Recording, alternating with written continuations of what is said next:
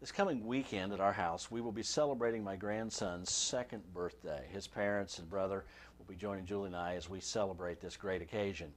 And we have been shopping for the proper birthday present for him. You know, when you want to give something as a gift to the next generation, you look for something that is meaningful and hopefully something that will last a little bit of time. Most of the gifts we give don't last, but there is a gift that we can give that will last for generations to come. Let's talk about that right now.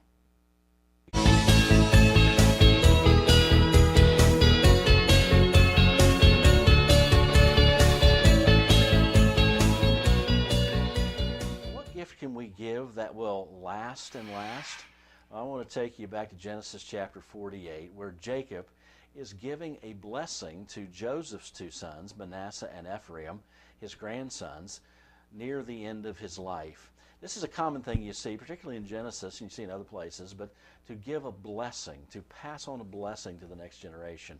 And yes, there was an inheritance passed on, there were material things passed on, but this concept of a blessing is one that we dare not lose when we think about the next generation. I want to take you to Genesis 48 and hear his words in verse 16. He says, "The angel who has redeemed me from all evil, bless these boys.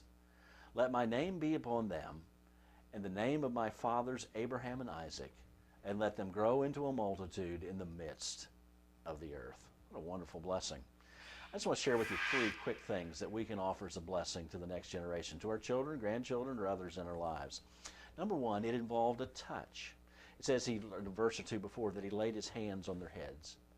For very small children, our words can sound comforting, but if they can't understand them, they can't process them, but they can process a tender touch, to be held tightly, a hug, a pat on the head. And we understand there is appropriate and inappropriate touch, but to appropriately touch and express love is important.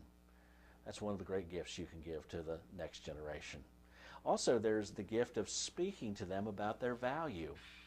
The fact that he wanted them to carry on his name says, "You are valuable to me." One of the great blessings we can pass on to our children, grandchildren, and others is that they are valuable to God and they are valuable to us. Just tell them we're proud of them. Tell them we love them. Tell them we believe in them. Those things will go a long way to be a lasting blessing. And lastly, he speaks to their future. As he points them to the God that had protected him, he's basically implying and telling them if they will trust in that God, he will give them a great future. Speak to them about their future. So give those in your lives a touch, show them value, and tell them they have a great future as they follow God. If you do, you'll be giving a gift that will last for a lifetime and beyond.